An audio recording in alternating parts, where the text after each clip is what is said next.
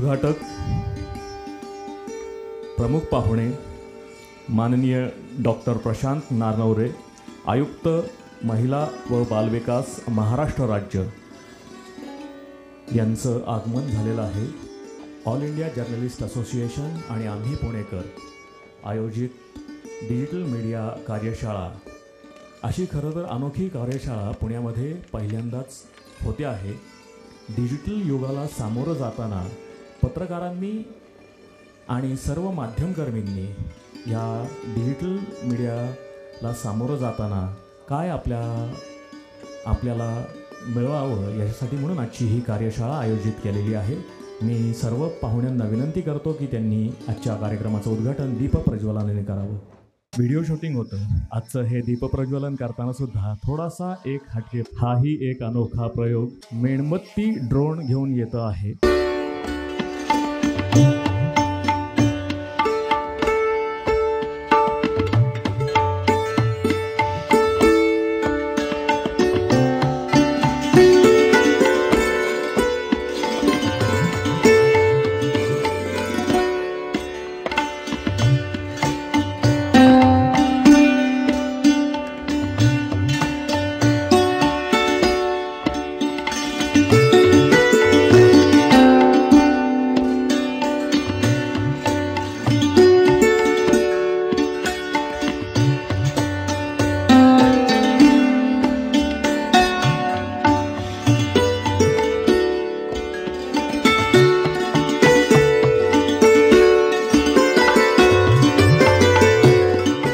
माननीय डॉक्टर प्रशांतजी नारनवरे यांना विनंती करतो की त्यांनी या कार्यशाळेला संबोधित करावं।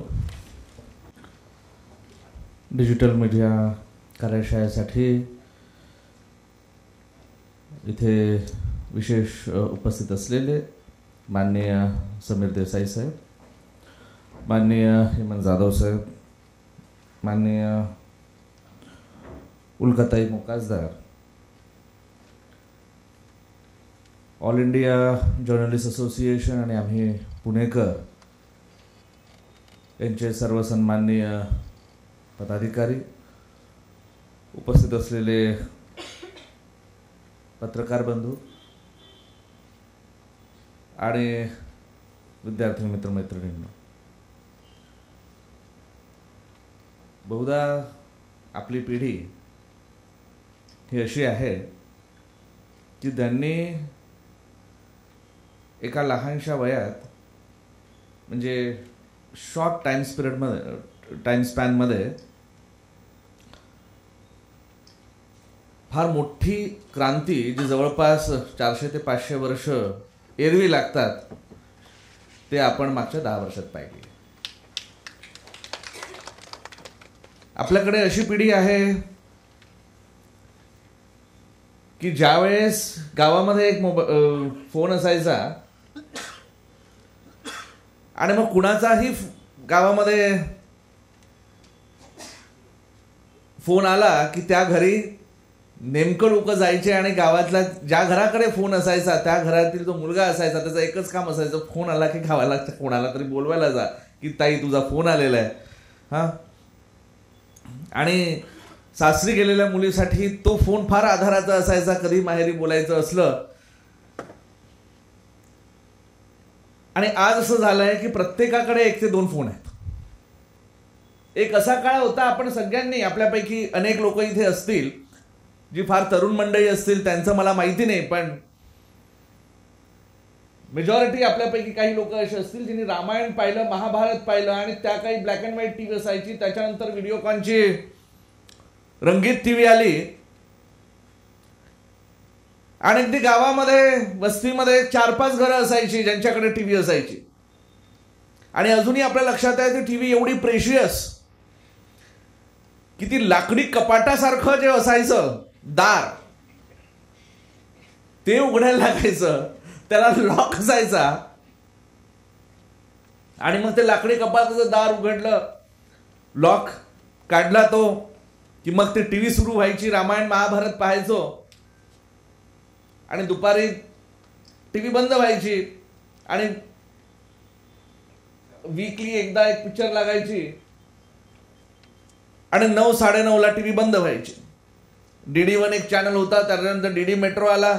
आज किती चॅनल आहेत हेच आपल्याला माहिती नाही. आपल्यापैकी काही लोक चॅनलही बघत नाही. OTT प्लॅटफॉर्म्स आलेत. हा प्रचंड बदल आपण घडताना पाहिला. आता तर असं झालंय की तुम्ही जर इथे बोलत असाल तर हा व्हॉइस घेऊन, हा चेहरा घेऊन आर्टिफिशियल इंटेलिजन्सच्या माध्यमातून तुम्ही कोणत्याही विषयावर भाष्य करू शकता, भाषण करू शकता. आणि डिजिटल पत्रकार निर्माण झाले. साहेबांनी आता सांगितलं आपल्याला की आता माणसांची गरजच उरली नाही. काही दिवसांनी न्यूज चॅनल एक जो संपादक असेल तो एक संपादक 10 लोकांचं संपादन ते करून ते न्यूज चॅनल चालवतील अशा प्रकारचं एक वातावरण निर्मिती झालेली आहे. आणि ही एवढी मोठी क्रांती आपण आपल्या डोळ्यांनी बघितली आहे. हे ट्रान्झिशन आपण आपल्या डोळ्यांनी बघितलेलं आहे. आणि म्हणून मी या पिढीला फार भाग्यवान समजतो. त्याचं कारण की याच्यानंतर येणाऱ्या 10 वर्षानंतर येणाऱ्या पिढीला जर आपण सांगितलं की जुन्या काळी फक्त एकच फोन होता आणि एकच चॅनल वगैरे असायचं तर बहुधा ते काही विश्वास आपल्यावर करणार नाही. परंतु आपण ते होताना बघितलंय. आणि त्यामुळं आपल्याला हेही लक्षात येतं की जेव्हा हे जग एवढं बदललेलं आहे, बदलतंय, तेव्हा याच्या वल्नरेबिलिटीज काय आहेत.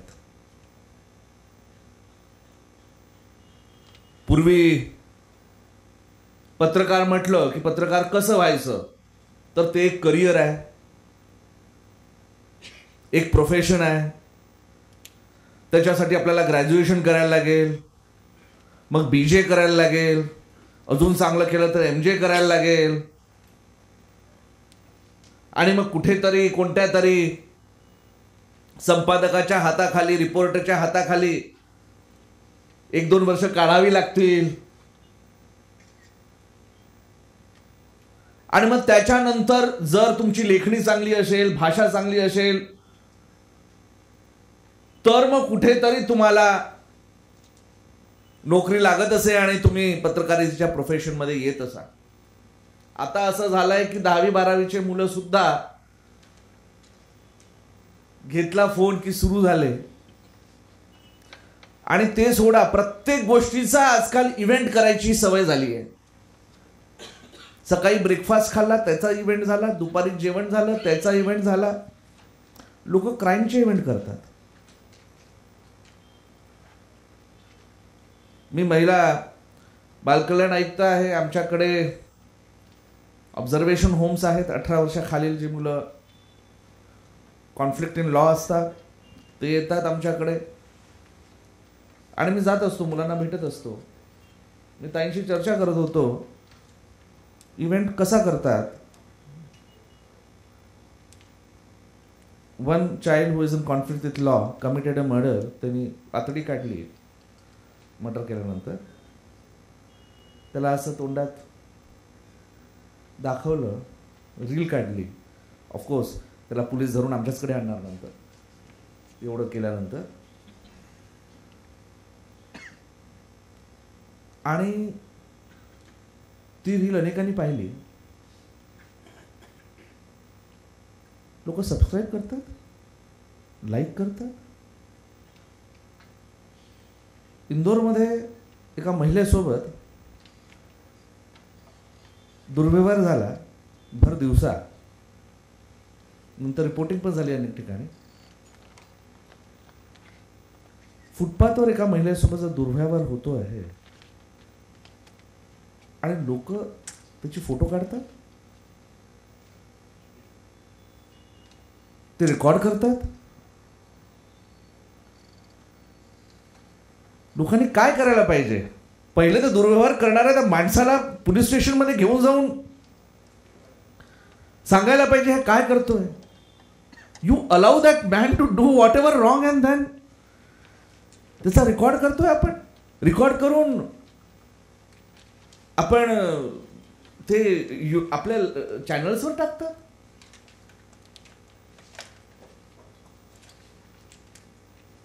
जे रिस्पॉन्सिबल बिहेवियर पाहिजे ते रिस्पॉन्सिबल बिहेवियर आपल्याला होताना दिसत नाही. आणि यातून मोठ्या प्रमाणावर सायबर क्राईम जन्माला येतं. सायबर क्राईम कधी कधी आपल्याला वाटतं की कोणी आपली मदत करतोय, म्हणजे कोणी मदत करतात आहे असं दिसतं, but they are also committing crime. हे तर जे मी आपल्याला सांगितलं ते ऍक्च्युअल क्राईम आहे. आपण काही क्राऊड फंडिंग लोकांना ऐकलं असेल, क्राऊड फंडिंगच्या जाहिराती पाहिल्या असतील. याला HIV आहे,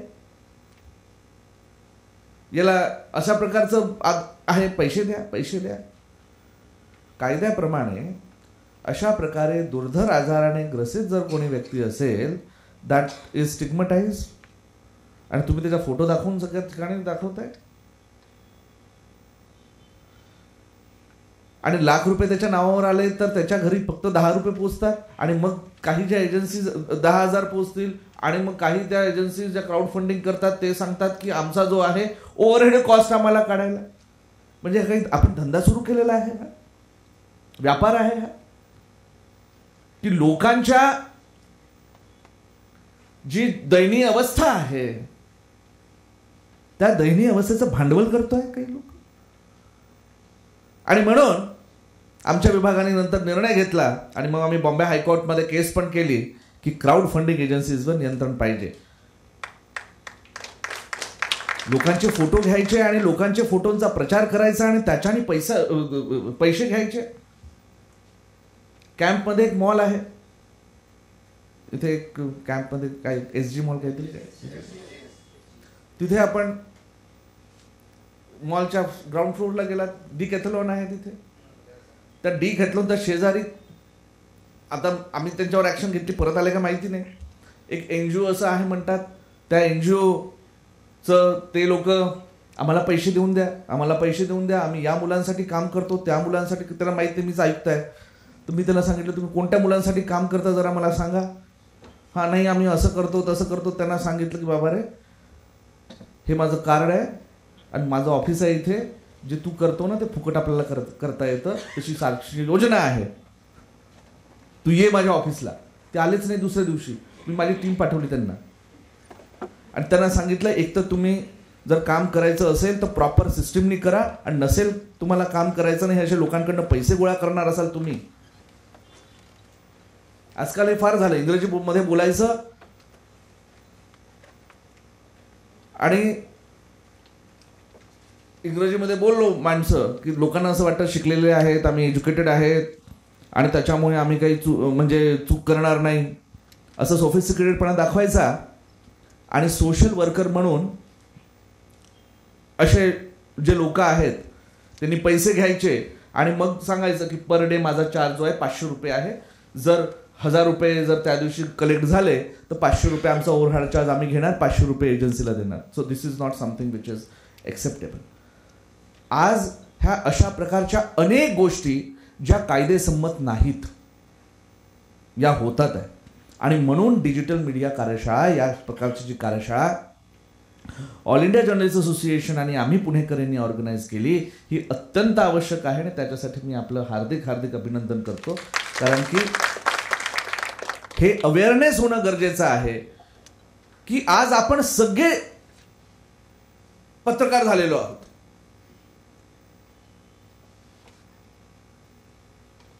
डिजिटल मीडियामुळे पत्रकारितेचं डेमोक्रेटायझेशन झालेलं आहे. ही चांगली गोष्ट आहे. परंतु ही चांगली गोष्ट असताना जे जर्नलिस्टिक एथिक्स आहेत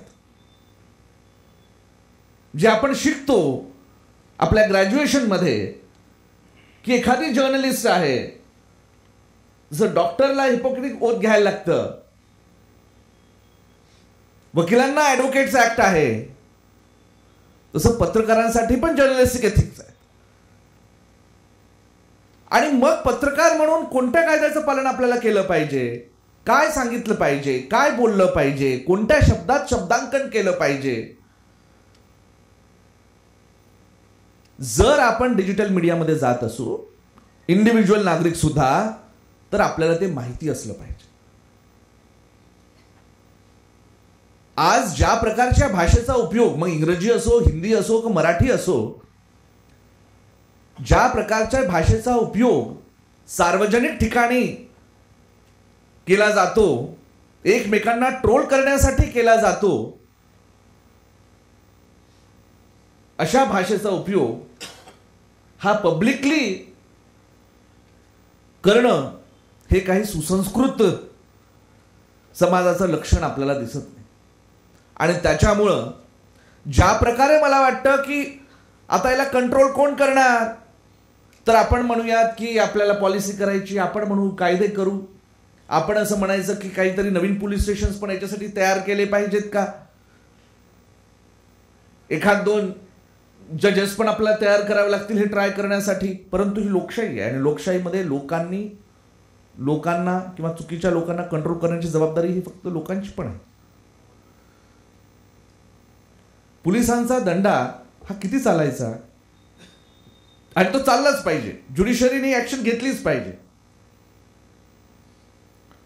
परंतु ज्या प्रकारे आपण वेगवेगळ्या कायद्यांचे आता ऍक्टिव्हिस्ट निर्माण झालेत, आरटीआय ऍक्टिव्हिस्ट निर्माण झालेत, फेमिनिझमचा हे करण्यासाठी त्याचे ऍक्टिव्हिस्ट निर्माण झालेत, तसं ह्या सोशल मीडिया ऍक्टिव्हिस्ट पण निर्माण झाले पाहिजेत. आणि त्यांनी पाहिलं पाहिजे समाजाच्या वतीनं की जिथे पण काही चूक आहे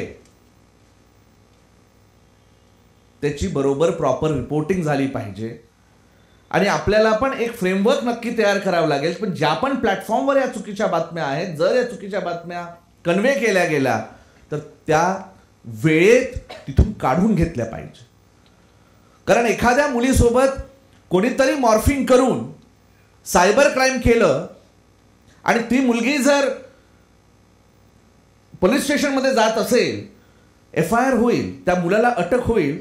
पण जोपर्यंत त्या मुलाला अटक होईल, त्याची ट्रायल चालेल, तोपर्यंत हा जो पूर्ण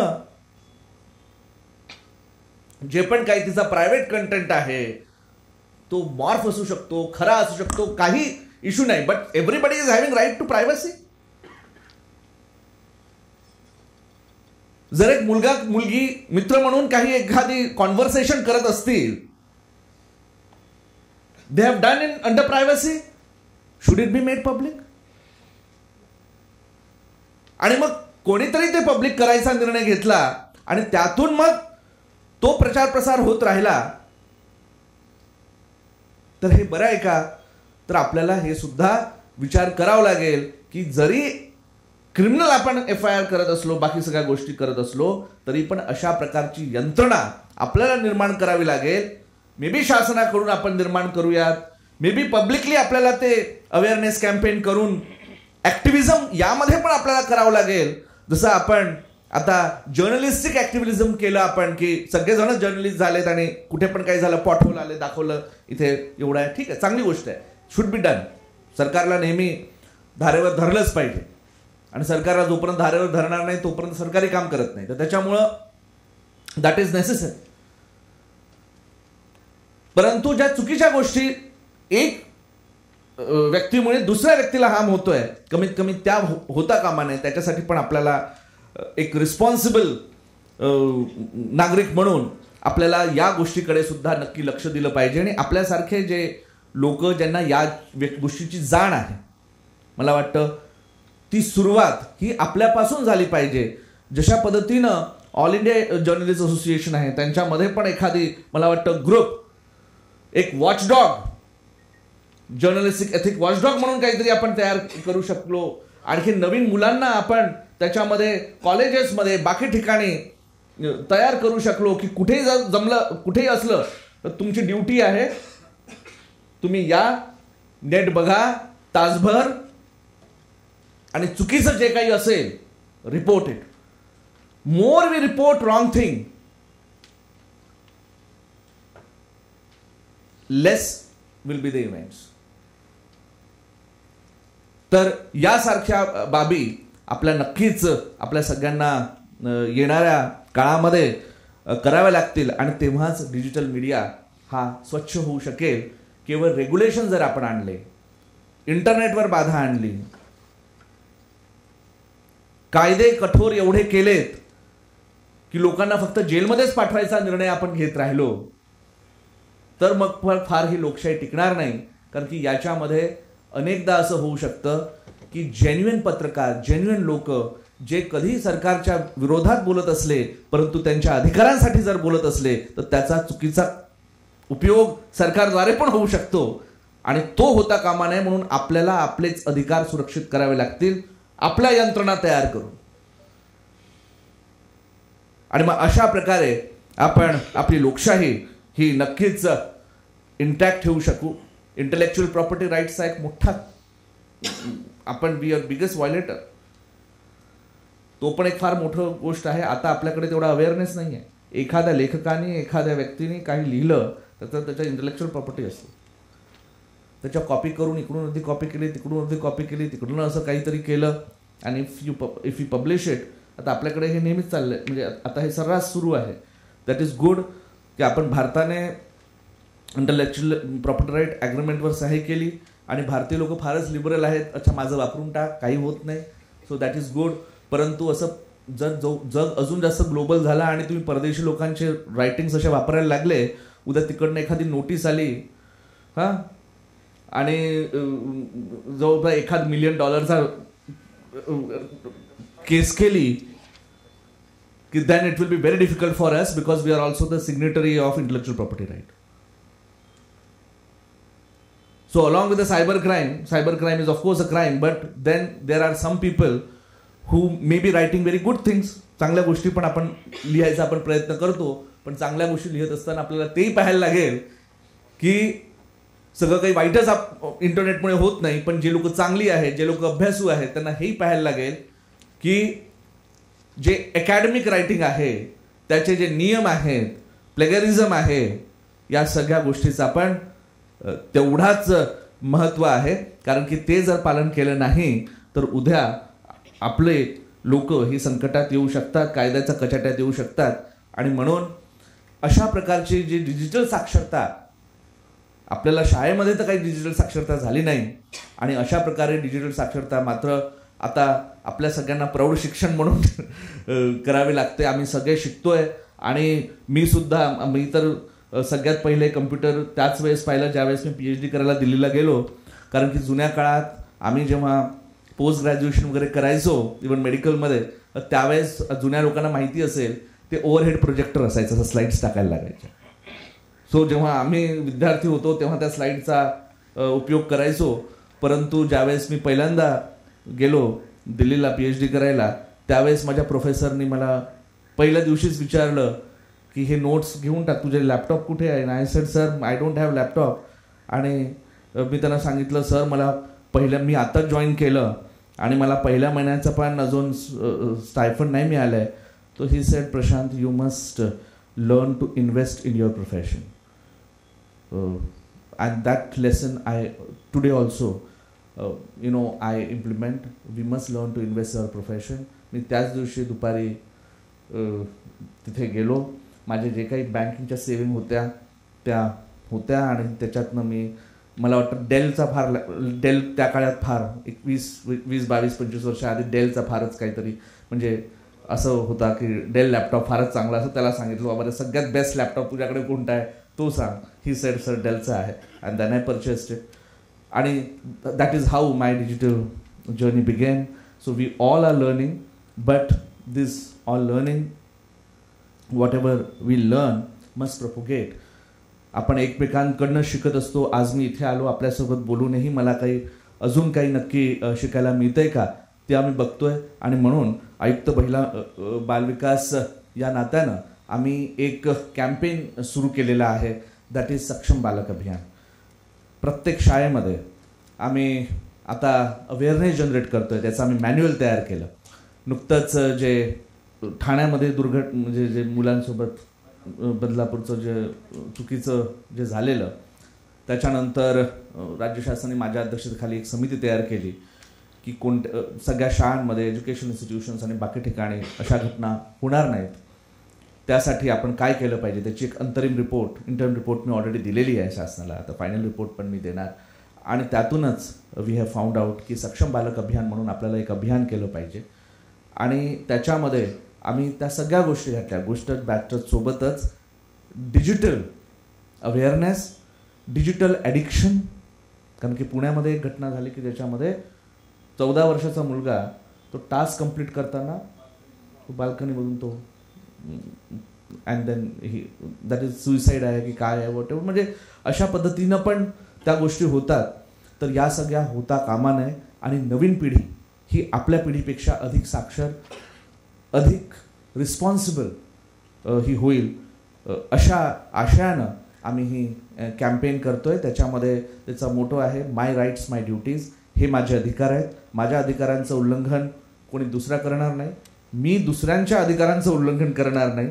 आणि माझ्या ड्युटीज काय आहेत माझ्याप्रती, पालकांप्रती, शाळेप्रती आणि समाजाप्रती हे सुद्धा विद्यार्थ्यांना कळलं पाहिजे. तर सक्षम बालक अभियान, माय राईट्स माय ड्युटीज म्हणून हा आम्ही कॅम्पेन आता सबंध राज्यात राबवतो आहे. या निमित्तानं मला आपण सर्वांना विनंती करायची आहे की आपण सुद्धा त्या कॅम्पेनचे भाग व्हा. ही आपल्या सगळ्यांची सामाजिक जबाबदारी आहे. आपल्यापैकी प्रत्येकजण ज्या पण ठिकाणी आहे फार रिस्पॉन्सिबल पोझिशनमध्ये आहे. आपण आपल्या शब्दांना समाजामध्ये व्हॅल्यू आहे आणि त्याच्यामुळं आपल्या शब्दांचा उपयोग हा येणाऱ्या पिढीसाठी नक्की व्हावा एवढी विनंती करून मी आपल्या दोन